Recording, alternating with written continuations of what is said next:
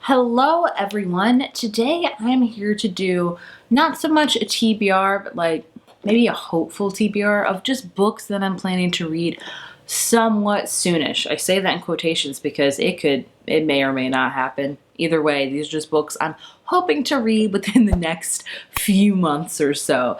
Today's video is also so kindly sponsored by Book of the Month. If you don't know, Book of the Month is an online book service for readers. Each month, their team selects 5, or wait, it used to be 5, but now, I would do a drum roll, drum roll.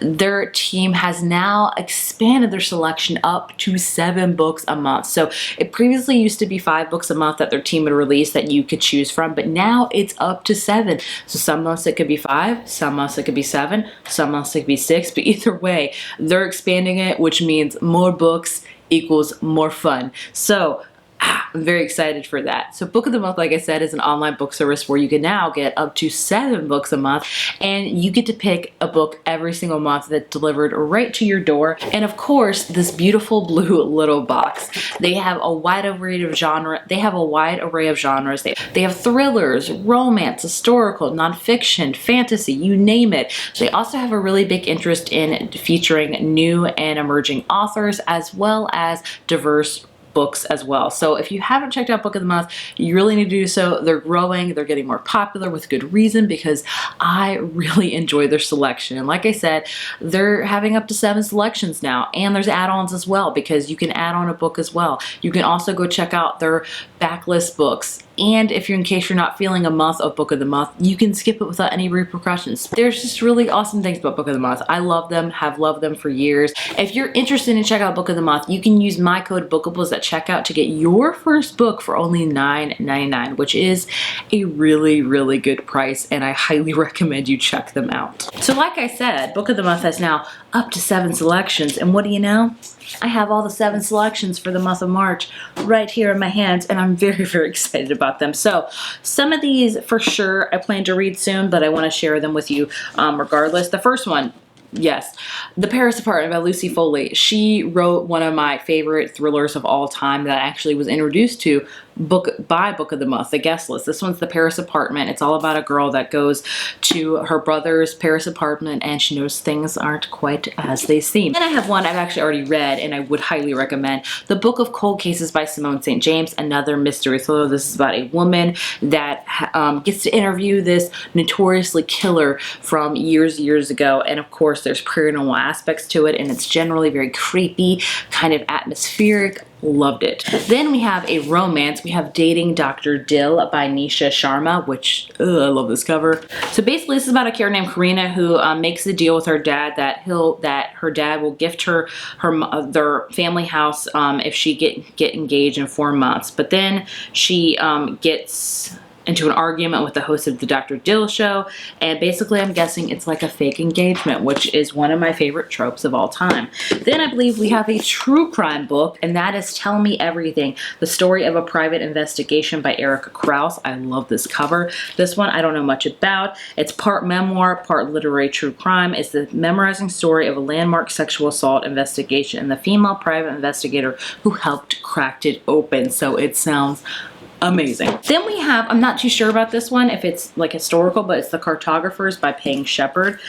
This one is a highly imaginative thriller about a young woman who discovers that a strange map and her deceased father's belonging holds an incredible, deadly secret, one that will lead her on an extraordinary adventure and to the truth about her family's dark history. So it's a thriller. I was wrong. We got a lot of thrillers this month. Nothing wrong with that. Then we have The Unseekable Greta James by Jennifer E. Smith. This is an indie musician reeling from a tragedy and public breakdown reconnects with her father on a week-long cruise in this pitch-perfect story about the ways we recover and love in the strangest of places.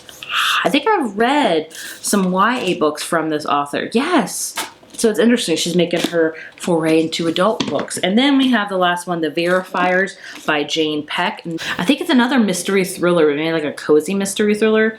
It's about a lifelong mystery reader who wrote her senior thesis on Jane Austen. A witty and incisive examination of how technology shapes our choices and the nature of romance love in the digital each. So either way, well, those are all of the 7 selections Book of the Month has. So yeah, next month there may be 6, there may be 7. Either way, they're expanding their titles every single month. So I am so excited for it. So like I said, be sure to check out more information down in my info box below, and be sure to use my coupon code if you so desire to check out Book of the Month. So moving on to all of the books I'm planning to read in the next few months.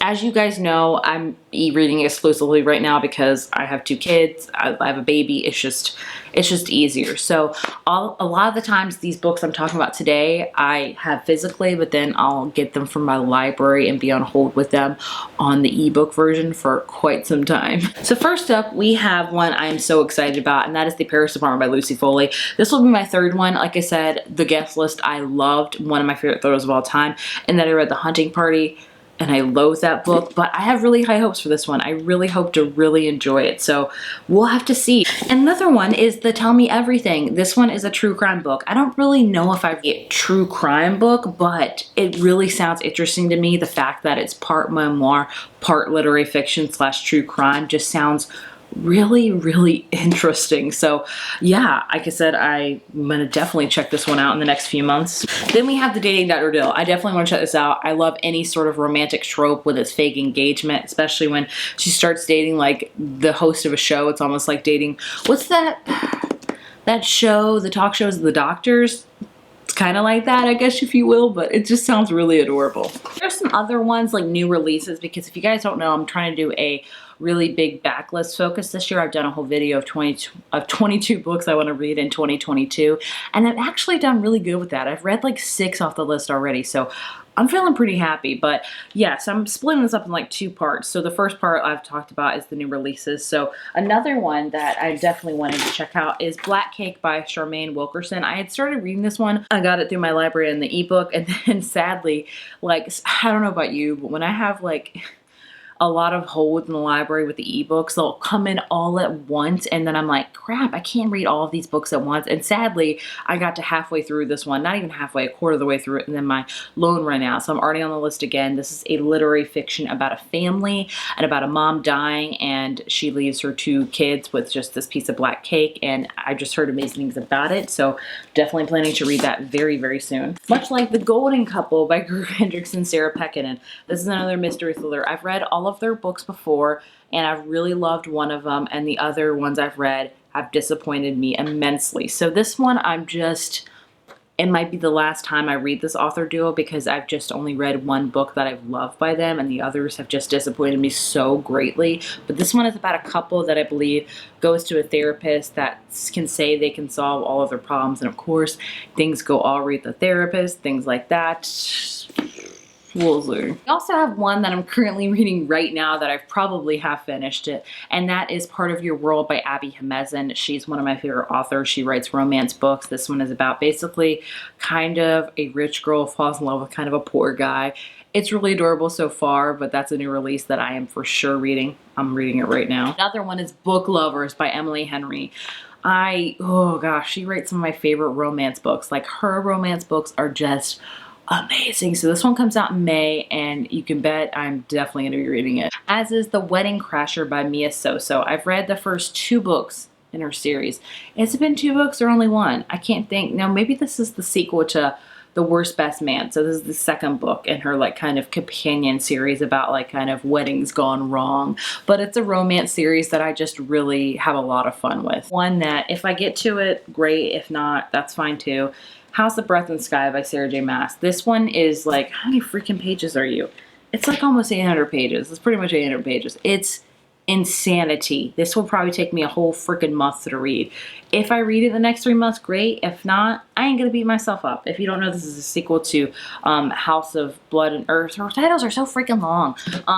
2nd book to Crescent City. Is that what it is? Yeah, Crescent City novel. It's an adult fantasy book. She kind of went into fantasy, even though I kind of think all of her books are kind of adult, but that's just me. I think those are all of the like new release books I want to get to.